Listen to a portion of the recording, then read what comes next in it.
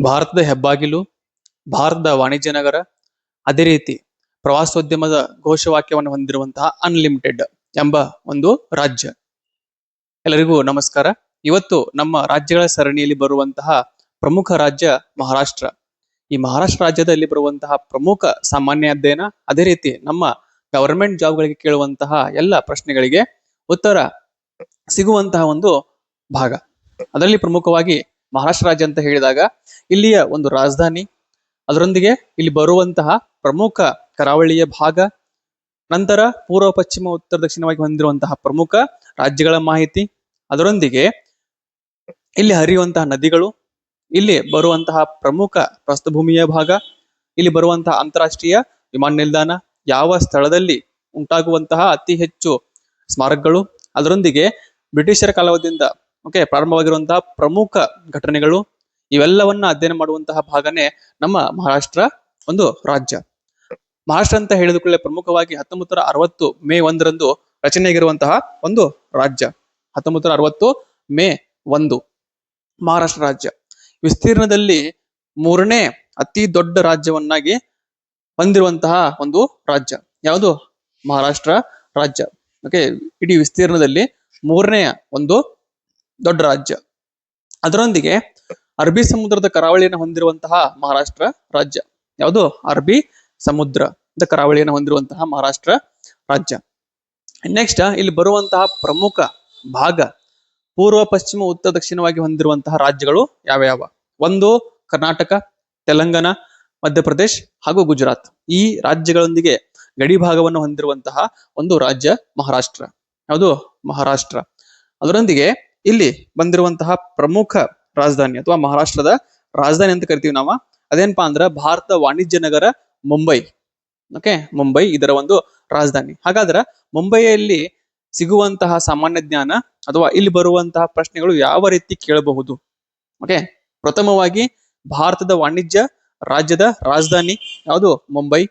ಭಾರತದ ಹೆಬ್ಬಾಗಿಲು ಅಂತೇಳಿ ಕರೆಯುವಂತಹ ರಾಜಧಾನಿ ಯಾವುದು? ಮುಂಬೈ. ಅದೇ ರೀತಿ ಇಲ್ಲಿ ಪ್ರಮುಖವಾಗಿ ಇರುವಂತಹ ಸಹರಾ ಅಂತಾರಾಷ್ಟ್ರೀಯ ವಿಮಾನ ನಿಲ್ದಾಣ ಅಥವಾ ಛತ್ರಪತಿ ಶಿವಾಜಿ ಅಂತಾರಾಷ್ಟ್ರೀಯ ವಿಮಾನ ನಿಲ್ದಾಣ ಇರುವುದು ಎಲ್ಲಿ? ಮುಂಬೈ. ಇದಾದ ಕೂಡಲೇ ಇಲ್ಲಿ ಬರುವಂತಹ ಭಾಗ ಇಂಡಿಯಾ ಟವರ್ ಅನ್ನುವಂತಹ ಇರುವಂತಹ ಒಂದು ಸ್ಥಳ ಕೂಡ ಮುಂಬೈ. ಭಾರತ ಹೆಬ್ಬಾಗಿಲು, India gate, gateway of India, ಇವೆರಡರಲ್ಲಿ ಚೇಂಜ್ ಇದೆ. ಗೇಟ್ ವೇ ಆಫ್ ಇಂಡಿಯಾ ಇರುವುದು ಎಲ್ಲಿ? ಭಾರತ ಹೆಬ್ಬಾಗಿಲು ಮುಂಬೈ. ಎಲ್ಲಿ? ಮುಂಬೈ. India gate Delhi. ಇದಾದ ಕೂಡಲೇ ಮುಂಬೈ ಅಂತ ಹೇಳಿದಾಗ ಈ ಮುಂಬೈಯಿಂದ ಹತ್ತಿರ 30 ಕಿಲೋಮೀಟರ್ ಒಳಗಡೆ ಅಥವಾ ಸಮುದ್ರದಲ್ಲಿ ಇರುವಂತಹ ಒಂದು ಆಯಿಲ್ ಉತ್ಪಾದನಾ ಮಾಡುವಂತಹ ಕೇಂದ್ರ. ಪ್ರಮುಖವಾಗಿ ಈ ನಮ್ಮ ತೈಲ ಉತ್ಪಾದನಾ ಕೇಂದ್ರದ ಕರಿತೀವಿ ನಾವು. ಅದೇನಪ್ಪಾ ಅಂದ್ರ ಬಾಂಬೆ ಹೈ ಅಥವಾ ಸಾಗರ ಸಾಮ್ರಾಟ. ಬಾಂಬೆ ಹೈ ಪೆಟ್ರೋಲಿಯಂ ಶುದ್ಧೀಕರಣ ಘಟಕ. ಮುಂಬೈಯಿಂದ ಅರಬ್ಬಿ ಸಮುದ್ರದಲ್ಲಿರುವಂತಹ ಒಂದು ಪೆಟ್ರೋಲಿಯಂ ಶುದ್ಧೀಕರಣ ಘಟಕ ಇರುವುದು ಎಲ್ಪ ಅಂತಂದ್ರ ಮಹಾರಾಷ್ಟ್ರದ ಒಂದು ಗಡಿ ಭಾಗದಲ್ಲಿ. ಬಾಂಬೆ ಹೈ ಅಥವಾ ಸಾಗರ್ ಸಾಮ್ರಾಟ ಮುಂಬೈಯಲ್ಲಿ ಅಥವಾ ಮಹಾರಾಷ್ಟ್ರದಲ್ಲಿ ನಾವು ನೋಡ್ತೀವಿ. ಇದಾದ ಕೂಡಲೇ ಮುಂಬೈ ಯಾವ ರೀತಿ ಬಂದರ್ ಇದೆಯಲ್ಲ, ಅದೇ ರೀತಿ ಇದರ ಒಂದು ಭಾರವನ್ನ ಕಡಿಮೆ ಮಾಡಲಿಕ್ಕೆ ನ್ಯಾಚುರಲ್ ಆಗಿ ರಚನೆಯಾಗಿರುವಂತಹ ಬಂದರು ಮುಂಬೈ. ಕೃತಕವಾಗಿ ರಚನೆ ಮಾಡಿರುವಂತಹ ಒಂದು ಬಂದರು ಜವಾಹರ್ಲಾಲ್ ನೆಹರು ಬಂದರು ಅಥವಾ ನವಸೇವಾ ಬಂದರು. ಇದು ಕೃತಕವಾಗಿ ರಚನೆಯಾಗಿರುವಂತಹ ಒಂದು ಬಂದರು ಮತ್ತು ಜನಭರಿತ ಕಡಿಮೆ ಮಾಡಲಿಕ್ಕೆ ರಚನೆ ಮಾಡಿರುವಂತಹ ಒಂದು ಬಂದರು. ಯಾವುದು? ನವಸೇವಾ ಬಂದರು. ಜವಾಹರ್ಲಾಲ್ ನೆಹರು ಪೋರ್ಟ್ ಅಂತ ಕರಿತೀವಿ ನಾವು. ಇರೋದೆಲ್ಪ ಅಂದ್ರ ಮಹಾರಾಷ್ಟ್ರ. ಮಹಾರಾಷ್ಟ್ರ. ಇದೇ ರೀತಿ ಮುಂಬೈ ಅಂತ ಹೇಳಿದ ಕೂಡಲೇ ಮುಂಬೈಯಲ್ಲಿ ಮತ್ತು ಏನು ಸಿಗಬಹುದು? ಇದೇ ರೀತಿ ಕೇಳುವಂತಹ ಪ್ರಶ್ನೆ. ಒಂದು, ಗೇಟ್ ವೇ ಆಫ್ ಇಂಡಿಯಾ ಇರೋದು ಮುಂಬೈ. ನೆಕ್ಸ್ಟ್ ಕೇಂದ್ರ ರೈಲ್ವೆ ವಲಯ ಮತ್ತು ಪಶ್ಚಿಮ ರೈಲ್ವೆ ವಲಯ. ರೈಲ್ವೆಯಲ್ಲಿ ಬರುವಂತಹ 17 ವಲಯಗಳಲ್ಲಿ ಒಂದು ಕೇಂದ್ರ ರೈಲ್ವೆ ವಲಯ ಕೇಂದ್ರ ಕಚೇರಿ ಮತ್ತು ಪಶ್ಚಿಮ ರೈಲ್ವೆ ವಲಯದ ಕೇಂದ್ರ ಕಚೇರಿ ಇರುವುದು ಎಲ್ಪ ಅಂತಂದ್ರ ಮುಂಬೈ. ಮಹಾರಾಷ್ಟ್ರದ ಮುಂಬೈ. ಇದಾದ ಕೂಡಲೇ gate way of India. RBI reserve bank of ಇಂಡಿಯಾದ ಕೇಂದ್ರ ಕಚೇರಿ ಇರುವುದು ಎಲ್ಪ ಅಂದ್ರ ಮುಂಬೈ. RBI ದ ಸ್ಥಾಪನೆ ಅಥವಾ RBI ದ ಕಾರ್ಯ, ಯಾವ ರೀತಿ RBI ವರ್ಕ್ ಮಾಡ್ತೈತಿ, ಇವೆಲ್ಲದರ ಬಗ್ಗೆ ತಿಳಿಯುವಂತ ಭಾಗ ನಮ್ಮ ಅರ್ಥಶಾಸ್ತ್ರ. ಅದರಲ್ಲಿ ಬರುವಂತಹ ಭಾಗ RBI ನ ಕೇಂದ್ರ ಕಚೇರಿ ಇರುವುದು ಮುಂಬೈ. ನೆಕ್ಸ್ಟ್ ನಬಾರ್ಡ. ನಬಾರ್ಡದ ಕೇಂದ್ರ ಕಚೇರಿ ಇರುವುದು ಎಲ್ಲಿ? ಮುಂಬೈ. ಅದಾದ ಕೂಡಲೇ IDBI ಬ್ಯಾಂಕ್ ನ ಕೇಂದ್ರ ಕಚೇರಿ Mumbai. SBI state bank of ಇಂಡಿಯಾದ ಕೇಂದ್ರ ಕಚೇರಿ ಇರುವುದು ಮುಂಬೈ. ಓಕೆ, ಭಾರತೀಯ ಷೇರು ನಿಯಂತ್ರಣ ಮಂಡಳಿಯ ಕೇಂದ್ರ ಕಚೇರಿ, ಭಾರತೀಯ ಷೇರು ನಿಯಂತ್ರಣ ಮಂಡಳಿಯ ಕೇಂದ್ರ ಕಚೇರಿ ಇರುವುದು Mumbai. Okay, life insurance corporation LIC ಯ ಕೇಂದ್ರ ಕಚೇರಿ ಇರುವುದು, ಅದರ ಹೆಡ್ ಆಫೀಸ್ ಇರುವುದು Mumbai. Okay, next Hindustan petroleum, ಯಾವುದು ಹಿಂದೂಸ್ತಾನ್ ಪೆಟ್ರೋಲಿಯಂನ ಕೇಂದ್ರ ಕಚೇರಿ ಇರುವುದು ಮುಂಬೈ. ಎಲ್ಲಾ ಹೆಡ್ ಆಫೀಸ್ಗಳು. ಅದ್ ಬಿಟ್ರಂದ್ರ ಪ್ರಮುಖವಾಗಿ ಭಾರತ್ ಪೆಟ್ರೋಲಿಯಂ ನ ಕೇಂದ್ರ ಕಚೇರಿ ಮುಂಬೈ. ಆಲ್ ಇಂಡಿಯಾ ಅಥವಾ ಇಂಡಿಯನ್ ಏರ್ಲೈನ್ಸ್ ನ ಕೇಂದ್ರ ಕಚೇರಿ ಇರುವುದು ಮುಂಬೈ. ಓಕೆ, ಮುಂಬೈ. ಮತ್ತು ರಾಷ್ಟ್ರೀಯ ಅಣುಶಕ್ತಿ ಆಯೋಗದ ಕೇಂದ್ರ ಕಚೇರಿ, ರಾಷ್ಟ್ರೀಯ ಅಣುಶಕ್ತಿ, ಅಣುವಿನ ಮುಖಾಂತರ ನಾವು ಉತ್ಪಾದನೆ ಮಾಡುವಂತಹ ಒಂದು ವಿದ್ಯುತ್. ಓಕೆ, ಇದೆಲ್ಪ ಅಂದ್ರ ಅದರ ಕೇಂದ್ರ ಕಚೇರಿ ಇರುವುದು ಮುಂಬೈ. ಓಕೆ, ಏನಾದ್ ಬಿಟ್ಟಂದ್ರ ONGC oil natural gas corporation ನ ಕೇಂದ್ರ ಕಚೇರಿ ಮುಂಬೈ. ಓಕೆ, ಸೆನ್ಸೆಕ್ಸ್ ನ ಕೇಂದ್ರ ಕಚೇರಿ ಮುಂಬೈ. ನಿಫ್ಟಿ ಯ ಕೇಂದ್ರ ಕಚೇರಿ ಮುಂಬೈ. ಈ ಎಲ್ಲ ಭಾಗಗಳ ಕೇಂದ್ರ ಕಚೇರಿ ಅಂತ ನಾವು ಕರಿತೀವಿ, ಪ್ರಮುಖವಾಗಿರುವುದು ಮುಂಬೈ. ಓಕೆ, ಈ ಮುಂಬೈ ಮೇಲೆ ಹಲವಾರು ಪ್ರಶ್ನೆಗಳನ್ನ ಕೇಳಬಹುದು. ಅದರಲ್ಲಿ ಈ ಒಂದು ಸಾಮಾನ್ಯ ಜ್ಞಾನದ ಭಾಗ. Okay, gate way of India, ಭಾರತದ ವಾಣಿಜ್ಯ ನಗರಿ, ಭಾರತದ ಹೆಬ್ಬಾಗಿಲು, ಇವೆಲ್ಲದೂ ಕೂಡ ಯಾವುದು ಮುಂಬೈ. ಓಕೆ, ಅರಬ್ಬಿ ಸಮುದ್ರದ ಪೂರ್ವಕ್ಕೆ ಮುಂಬೈ ಮತ್ತು ಮುಂಬಯಿಯ ಪಶ್ಚಿಮಕ್ಕೆ ಅರಬ್ಬಿ ಸಮುದ್ರ ಇರುವುದು ನಮ್ಮ ಮಹಾರಾಷ್ಟ್ರದ ರಾಜಧಾನಿ. ನೆಕ್ಸ್ಟ್ ಜವಾಹರ್ಲಾಲ್ ನೆಹರು ಪೋರ್ಟ್ ಅಂತ ಕರಿತೀವಿ, ಇರುವುದು ಎಲ್ಪ ಅಂದ್ರ ಮುಂಬಯಿಯ ಒಂದ್ ಸ್ವಲ್ಪ ಹತ್ತಿರ ಇರುವಂತಹ ಒಂದು ಕೃತಕ ಬಂದರು. ಇದಾದ ಕೂಡಲೇ ಇಲ್ಲಿ ಬಂದಿರುವಂತಹ ಪ್ರಮುಖ ಭಾಗ ಒಂದು ನದಿ, ಕೃಷ್ಣಾ ನದಿ ಮತ್ತು ಗೋದಾವರಿ ನದಿ. ಓಕೆ, ಅಥವಾ ಮಹಾರಾಷ್ಟ್ರದಲ್ಲಿ ಹರಿಯುವಂತಹ ಪ್ರಮುಖ ನದಿಗಳು ಒಂದು ಕೃಷ್ಣಾ ನದಿ, ಇನ್ನೊಂದು ಗೋದಾವರಿ ನದಿ. ಕೃಷ್ಣಾ ನದಿಯ ಉಗಮ ಸ್ಥಾನ ಅಂತ ಹೇಳಿದಾಗ ಮಹಾರಾಷ್ಟ್ರದ ಮಹಾಬಳೇಶ್ವರದಲ್ಲಿ ಉಗಮವಾಗಿ ಅಲ್ಲಿಂದ ಮುಂದೆ ಹರಿದು ಕರ್ನಾಟಕ, ಓಕೆ, ಆಂಧ್ರ ಪ್ರದೇಶ, ತೆಲಂಗಾಣ ಇವುಗಳ ಮುಖಾಂತರ ಹರಿದು ಬಂಗಾಳ ಕೊಲ್ಲಿಗೆ ಸೇರುವಂತಹ ನದಿ. ಹಾಗಾದರೆ ಈ ಕೃಷ್ಣಾ ನದಿ ಉಗಮ ಸ್ಥಾನ ಮಹಾಬಳೇಶ್ವರ. ಇದರ ಮೇಲೆ ಕ್ವಶನ್ಸ್ ಅನ್ನ ಕೇಳಿದ್ರೆ ಕೇಳ್ಬೋದು. ಅದೇ ರೀತಿ ಮಹಾರಾಷ್ಟ್ರದಲ್ಲಿಯೇ ಕಟ್ಟಿದಂತಹ ಒಂದು ಆಣೆಕಟ್ಟು ಕೃಷ್ಣಾ ನದಿಗೆ ಯಾವಪ್ಪ ಅಂದ್ರ ಕೊಯ್ನಾ ಜಲಾಶಯ ಅಥವಾ ಕೊಯ್ನಾ ಆಣೆಕಟ್ಟು ಕಟ್ಟಿದ್ದು ಯಾವ ನದಿಗೆ? ಈ ನಮ್ಮ ಕೃಷ್ಣಾ ನದಿಗೆ. ಓಕೆ, ಅದೇ ರೀತಿ ಇನ್ನೊಂದು ಪ್ರಮುಖ ನದಿ ಗೋದಾವರಿ ನದಿ. ಇದು ಮಹಾರಾಷ್ಟ್ರದಲ್ಲಿ ಇರುವಂತಹ ಪ್ರಮುಖ ಎರಡನೇ ನದಿ. ಇದರ ಒಂದು ಉಗಮ ಸ್ಥಾನ ಮಹಾರಾಷ್ಟ್ರದ ನಾಸಿಕಿನ ತ್ರಿಯಂಬಕಂ. ಓಕೆ, ನಾಸಿಕಿನ ತ್ರಿಯಂಬಕಂನಲ್ಲಿ ಉಗಮವಾಗಿ ಅಲ್ಲಿಂದ ಪ್ರಮುಖವಾಗಿ ಭಾರತದ ಕೆಲವು ರಾಜ್ಯಗಳಲ್ಲಿ ಹರಿದು ಬಂಗಾಳ ಕೊಲ್ಲಿಗೆ ಸೇರುವಂತಹ ಒಂದು ನದಿ ಯಾವುದು? ಗೋದಾವರಿ ನದಿ. ಇದಾದ ಕೂಡಲೇ ಬರುವಂತಹ ಭಾಗ ಮಹಾರಾಷ್ಟ್ರದ ರಾಜಧಾನಿ ಯಾವುದು? ಮುಂಬೈ. ಅದೇ ರೀತಿ ಮಹಾರಾಷ್ಟ್ರದ ಉಚ್ಚ ನ್ಯಾಯಾಲಯ ಅಥವಾ ಹೈಕೋರ್ಟ್ ಇರುವುದು ಎಲ್ಪ ಅಂತಂದ್ರ ಮುಂಬೈ. ಎಲ್ಲಿ? ಮುಂಬೈ. ಹೈಕೋರ್ಟ್ ಇರೋದು ಮುಂಬೈ. ಓಕೆ, ಇದಾದ ಕೂಡಲೇ ಪಶ್ಚಿಮ ಘಟ್ಟಗಳು ಉಗಮಗೋದು ಗುಜರಾತ್ನಿಂದ ಓಕೆ ಹತ್ತತ್ರ ನಮ್ ಕೇರಳದವರೆಗೆ ಹರಡಿರುವಂತಹ ಭಾಗ. ಅದು ಕೂಡ ಪಶ್ಚಿಮ ಘಟ್ಟ. ಈ ಮಹಾರಾಷ್ಟ್ರ ರಾಜ್ಯ ಕೂಡ ಅದರ ಒಂದು ಭಾಗ. ಓಕೆ, ಅತಿ ವಿಸ್ತಾರವಾಗಿ ಹರಡಿರುವಂತಹ ಪಶ್ಚಿಮ ಘಟ್ಟ ಅಂತೇಳಿ ನಾವು ನೋಡ್ತೀವಿ. ಅದರೊಂದಿಗೆ ಇದನ್ನು ಕರೆಯುವಂತಹ ಭಾಗ ಸಹ್ಯಾದ್ರಿ ಬೆಟ್ಟ ಅಂತ ಕೂಡ ನಾವಿದನ್ನ ಕರಿತೀವಿ. ಓಕೆ, ಇದಾದ ಕೂಡಲೇ ಇಲ್ಲಿ ಬರುವಂತಹ ಒಂದು ಶ್ರೇಣಿ, ಓಕೆ, ಅಥವಾ ಪರ್ವತಗಳ ಒಂದು ಲೈನ್ಸ್ ಕರಿತೀವಿ. ಓಕೆ, ಅದೇನಪ್ಪಾ ಅಂದ್ರ ಹರಿಶ್ಚಂದ್ರ ಪರ್ವತ ಶ್ರೇಣಿ. ಇದು ಇರುವುದಿಲ್ಪ ಅಂತಂದ್ರ ಮಹಾರಾಷ್ಟ್ರ. ಎಲ್ಲಿ? ಮಹಾರಾಷ್ಟ್ರ. ನೆಕ್ಸ್ಟ್ ಇಲ್ಲಿ ಬರುವಂತಹ ಇನ್ನೊಂದು ಸ್ಥಳ ನಾಗ್ಪುರ್ ಸ್ಥಳ ಅಥವಾ ಮಹಾರಾಷ್ಟ್ರದ ನಾಗ್ಪುರ್ ಸ್ಥಳ. ಏನಪ್ಪಾ ಅಂದ್ರೆ ಪ್ರಮುಖವಾಗಿ ಡಾಕ್ಟರ್ BR ಅಂಬೇಡ್ಕರ್ ಅವರ ಅಂತಾರಾಷ್ಟ್ರೀಯ ವಿಮಾನ ನಿಲ್ದಾಣ ಓಕೆ ಇರುವುದು ನಾಗ್ಪುರ್. ಎಲ್ಲಿ? ನಾಗ್ಪುರ್. ಡಾಕ್ಟರ್ BR ಅಂಬೇಡ್ಕರ್ ಅಂತಾರಾಷ್ಟ್ರೀಯ ವಿಮಾನ ನಿಲ್ದಾಣ ಇರುವುದು ನಾಗ್ಪುರ್. ಅದರೊಂದಿಗೆ ಇಲ್ಲಿರುವಂತಹ ಇನ್ನೊಂದು ಸ್ಥಳ ವಿದರ್ಭ ಸ್ಥಳ. ಓಕೆ, ಸೆಪರೇಟ್ ರಾಜ್ಯದ ಸ್ಥಾನಮಾನವನ್ನ ಕೇಳುತ್ತಿರುವಂತಹ ಒಂದು ಸ್ಥಳ ವಿದರ್ಭ ಸ್ಥಳ. ಓಕೆ, ವಿದರ್ಭ ಸ್ಥಳ ಇರೋದು ಕೂಡ ಮಹಾರಾಷ್ಟ್ರ. ಎಲ್ಲಿ? ಮಹಾರಾಷ್ಟ್ರ. ಇಲ್ಲಿ ಬರುವಂತಹ ಪ್ರಮುಖ ದೇವಾಲಯ ಅಂತ ನೋಡಿದಾಗ ಒಂದು ಪಂಢರ್ಪುರ ವಿಠ್ಠಲ ದೇವಾಲಯ, ಶನಿ ಶಿಗ್ನಾಪುರ್ ದೇವಾಲಯ, ಅಂಬೋಲಿ ಘಾಟದಲ್ಲಿ ಬರುವಂತಹ ಪ್ರಮುಖ ಸ್ಥಳ ಗಿರಿಧಾಮ. ಅದ್ಬಿಟ್ರೆ ಅಂದ್ರ ಶಿರ್ಡಿ ಸಾಯಿಬಾಬಾ ದೇವಾಲಯ. ಇವೆಲ್ಲ ಕಂಡು ಬರುವುದು ಮಹಾರಾಷ್ಟ್ರ. ಒಂದು ಪಂಢರ್ಪುರಿನ ವಿಠ್ಠಲ ದೇವಾಲಯ, ಶನಿ ಶಿಗ್ನಾಪುರ್ ದೇವಾಲಯ, ಓಕೆ, ಶಿರ್ಡಿ ಸಾಯಿಬಾಬಾ ದೇವಾಲಯ, ಅದರೊಂದಿಗೆ ಗಿರಿಧಾಮ, ಅಂಬೋಲಿ ಘಾಟ್ ಅಂತ ಕರೆಯುವಂತಹ ಭಾಗ ಕೂಡ ನೋಡೋದು ಪ್ರಮುಖ ಪ್ರವಾಸೋದ್ಯಮಿ ಸ್ಥಳ ಅಂಬೋಲಿ ಘಾಟ. ಇವೆಲ್ಲವೂ ಕೂಡ ಇರುವುದು ಮಹಾರಾಷ್ಟ್ರ. ಎಲ್ಲಿ? ಮಹಾರಾಷ್ಟ್ರ. ಇದಾದ ಕೂಡಲೇ ಇಲ್ಲಿ ಬರುವಂತಹ ಪ್ರಮುಖ ಉತ್ಸವ ಅಂತ ನೋಡಿದಾಗ ಅಥವಾ ಮಹಾರಾಷ್ಟ್ರದ ಪ್ರಮುಖ ಉತ್ಸವ ಅಂತ ನೋಡಿದಾಗ ಗುಡಿಪಾಡ್ವ ಅಥವಾ ಮಹಾರಾಷ್ಟ್ರ ರಾಜ್ಯದ ರಾಜ್ಯ ಉತ್ಸವ ಅಥವಾ ರಾಜ್ಯದ ಹಬ್ಬ ಗುಡಿ ಪಾಡ್ವ. ಅದಾದ ಕೂಡಲೇ ಇಲ್ಲಿ ಬರುವಂತಹ ಪ್ರಮುಖ ನೃತ್ಯಗಳು ಅಥವಾ ಮಹಾರಾಷ್ಟ್ರದ ಪ್ರಮುಖ ನೃತ್ಯ, ಸಾಂಸ್ಕೃತಿಕ ನೃತ್ಯ ಅಥವಾ ಫೋಕ್ ಡಾನ್ಸಸ್ ಅಂತ ಕರಿತೀವಿ ನಾವು. ಒಂದು ತಮಾಷಾ, ಓಕೆ. ಅದಾದ ಕೂಡಲೇ ಒಂದು ಕೋಲಿ, ಲಾವಣಿ ಮತ್ತು ಧನಗರಿ. ಇವು ಪ್ರಮುಖವಾಗಿ ಇರುವಂತಹ ಫೋಕ್ ಡಾನ್ಸಸ್ಗಳು. ಆಚರಣೆ ಮಾಡೋದು ಅಥವಾ ನೃತ್ಯ ಮಾಡುವಂತಹ ರಾಜ್ಯ ಮಹಾರಾಷ್ಟ್ರ.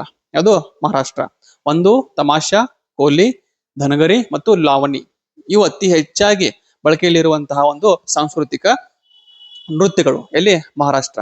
ಇದಾದ ಕೂಡಲೇ ಇಲ್ಲಿಯ ಒಂದು ವಿಧಾನಸಭೆ ಸದಸ್ಯರ ಸಂಖ್ಯೆ ಅಥವಾ MLA ಗಳ ಸಂಖ್ಯೆ 288, 288.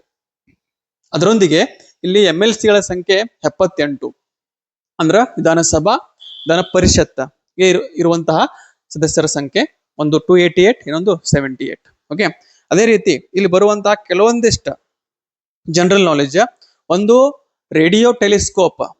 ಓಕೆ, ರೇಡಿಯೋ ಟೆಲಿಸ್ಕೋಪ್ ಇರುವಂತಹ ಸ್ಥಳ ಎಲ್ಲಿ ಅಂತ ಕ್ವಶನ್ಸ್ ಕೇಳಿದಾಗ ಪುಣೆಯ ಬಳಿ ಇರುವಂತಹ ನಾರಾಯಣಗಾಂವ್. ಓಕೆ, ನಾರಾಯಣಗಾಂವ್ ಪುಣೆಯ ಬಳಿಯ ಒಂದು ಸ್ಥಳ. ಅಲ್ಲಿರೋದು ರೇಡಿಯೋ ಟೆಲಿಸ್ಕೋಪ್. ಅಂದ್ರೆ ನಾವು ಅತಿ ಹೆಚ್ಚು ದೂರದ ವಸ್ತುಗಳನ್ನು ನೋಡ್ಲಿಕ್ಕೆ ಬಳಸುವಂತಹ ಒಂದು ಸಾಧನ ಅದು ರೇಡಿಯೋ ಟೆಲಿಸ್ಕೋಪ್. ಇದಾದ ಕೂಡಲೇ ಈ ನಮ್ಮ ಔರಂಗಾಬಾದ್ ಅನ್ನುವಂತಹ ಸ್ಥಳ, ಮಹಾರಾಷ್ಟ್ರದ ಔರಂಗಾಬಾದ್, ಈ ಔರಂಗಜೇಬನ ಸಮಾಧಿ ಇರುವುದು ಒಂದು ಸ್ಥಳ. ಯಾವುದು? ಔರಂಗಾಬಾದ್. ಓಕೆ. ಇದಾದ ಕೂಡಲೇ ರತ್ನಗಿರಿ. ಇಲ್ಲಿ ಅತಿ ಹೆಚ್ಚು ಅಲ್ಫಾನ್ಸೋ ಮಾವಿನ ತಳಿಯನ್ನ ನೋಡುವಂತಹ ಭಾಗ ಅಥವಾ ಅಲ್ಫಾನ್ಸೋ ಮಾವಿನ ತಳಿ ಸಿಗುವಂತಹ ಒಂದು ರಾಜ್ಯ ಕೂಡ ಒಂದು ಸ್ಥಳ ರತ್ನಗಿರಿ. ಯಾವುದು? ರತ್ನಗಿರಿ. ಇನ್ next NDA, national defence academy ರ ಒಂದು ಕೇಂದ್ರ ಕಚೇರಿ ಇರುವಂತಹ ಭಾಗ ಮಹಾರಾಷ್ಟ್ರದ ಪುಣೆಯ ಬಳಿ ಖಡಕ್ವಾಸ್ಲಾ. ಓಕೆ, ಈ ಖಡಕ್ವಾಸ್ಲಾ ಅನ್ನುವಂತಹ ಸ್ಥಳದಲ್ಲಿಯೇ ಇರುವಂತಹ ಒಂದು NDA ಕೇಂದ್ರ ಕಚೇರಿ ಅಥವಾ NDA ಟ್ರೈನಿಂಗ್ ಸೆಂಟರ್ ಎಲ್ಲಿ? ಖಡಕ್ವಾಸ್ಲಾ, ಪುಣೆಯ ಖಡಕ್ವಾಸ್ಲಾ. ಓಕೆ. ಇದಾದ ಕೂಡಲೇ ಮಹಾರಾಷ್ಟ್ರದ ಪುಲ್ಗಾಂವ್ ಭಾರತದ ಅತಿ ದೊಡ್ಡ ಸೇನಾ ಶಸ್ತ್ರಾಗಾರ. ಓಕೆ, ಅಥವಾ ಭಾರತದಲ್ಲಿ ಅತಿ ಹೆಚ್ಚು ಸೇನಾ ಶಸ್ತ್ರಾಗಾರವನ್ನು ಹೊಂದಿರುವಂತಹ ಸ್ಥಳ ಮಹಾರಾಷ್ಟ್ರದ ಫುಲ್ಗಾಂವ್. ಅದು ಮಹಾರಾಷ್ಟ್ರದ ಫುಲ್ಗಾಂವ್.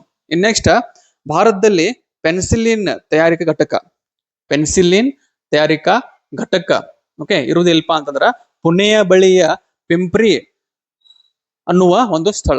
ಅದು ಪುಣೆ ಬಳಿಯ ಪಿಂಪ್ರಿ ಅನ್ನುವ ಒಂದು ಸ್ಥಳ. ಅಲ್ಲಿ ಪೆನ್ಸಿಲಿನ್ ಅತಿ ಹೆಚ್ಚು ಉತ್ಪಾದನೆ ಮಾಡುವಂತಹ ಒಂದು ಸ್ಥಳ. ಓಕೆ. ಇದಾದ ಕೂಡಲೇ ಪ್ರಮುಖವಾಗಿ ಈ ಬ್ರಿಟಿಷರ ಕಾಲಾವಧಿಯಲ್ಲಿ ಬಂದಂತಹ ನಮ್ಮ ಲಾರ್ಡ್ ಡಾಲ್ ಹೌಸಿ ಒಬ್ಬ ವೈಸ್ರಾಯ್, ಓಕೆ, ಅಥವಾ ಒಬ್ಬ ಗವರ್ನರ್. ಈ ಲಾರ್ಡ್ ಡಾಲ್ ಹೌಸಿ ಭಾರತದಲ್ಲಿ ಪ್ರಥಮವಾಗಿ ರೈಲ್ವೆ ಮಾರ್ಗ ಮತ್ತು ರೈಲ್ವೆಯನ್ನ ಚಾಲನೆ ಮಾಡಿದಂತಹ ಒಬ್ಬ ವೈಸ್ರಾಯ್. ಓಕೆ. 1853 ಏಪ್ರಿಲ್ 16. ಓಕೆ, ಅಂದ್ರೆ ಅವಾಗ ಗವರ್ನರ್ ಇದ್ದ ಲಾರ್ಡ್ ಡಾಲ್ ಹೌಸಿ. ಇವನ ಮುಖಾಂತರ ಚಾಲನೆಯಲ್ಲಿ ಬಂದಿರುವಂತಹ ಭಾರತ ಪ್ರಥಮ ರೈಲು ಎಲ್ಲಿಂದ ಎಲ್ಲಿವರೆಗೆ?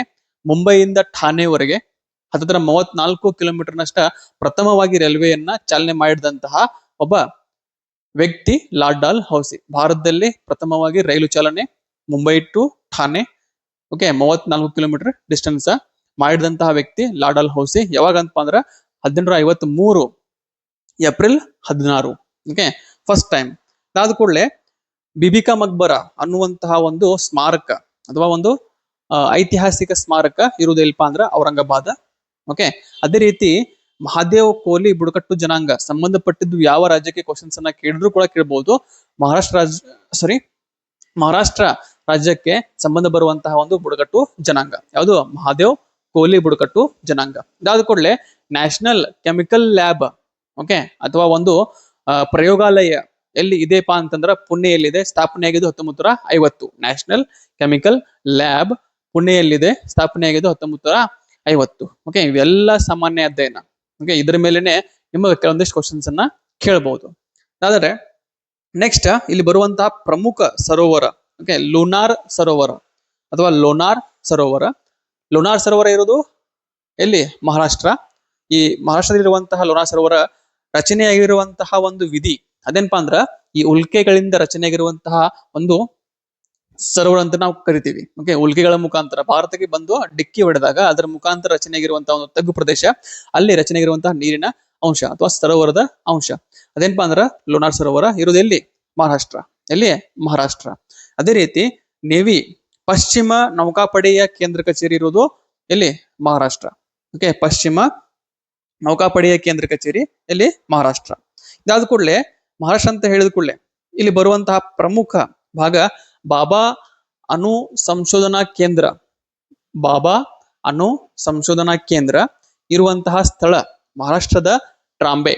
ಓಕೆ, ಮುಂಬೈಲಿ ಇರುವಂತಹ ಟ್ರಾಂಬೆ ಸ್ಥಳ ಯಾವುದು? ಮಹಾರಾಷ್ಟ್ರದ ಟ್ರಾಂಬೆ ಸ್ಥಳ. ಇನ್ ನೆಕ್ಸ್ಟ್ IIT ಬಾಂಬೆ ಕಾಮನ್ ಆಗಿ 1958ರಲ್ಲಿ ರಚನೆಯಾಗಿದೆ, ಇರುವುದು ಮಹಾರಾಷ್ಟ್ರ. ನೆಕ್ಸ್ಟ್ ಭಾರತದ ಪ್ರಥಮ ಅಣು ವಿದ್ಯುತ್ ಸ್ಥಾವರ. ಓಕೆ, ಬಹಳ ಸಲ ಕ್ವಶನ್ಸ್ ಅನ್ನ ಕೇಳಿದ್ರು ಕೇಳ್ಬೋದು. ಅಣು ವಿದ್ಯುತ್ ಸ್ಥಾವರ ರಚನೆಯಾಗಿದ್ದು ಮಹಾರಾಷ್ಟ್ರದ ತಾರಾಪುರ್. ಓಕೆ, 1969ರಲ್ಲಿ ಭಾರತದಲ್ಲಿಯೇ ಪ್ರಥಮವಾಗಿ ಅಣುಗಳ ಮುಖಾಂತರ ರಚನೆ ಮಾಡುವಂತಹ ಒಂದು ವಿದ್ಯುತ್. ಓಕೆ, ಫಸ್ಟ್ ಟೈಮ್ ಎಲ್ಲಿ? ಮಹಾರಾಷ್ಟ್ರ, ತಾರಾಪುರ್.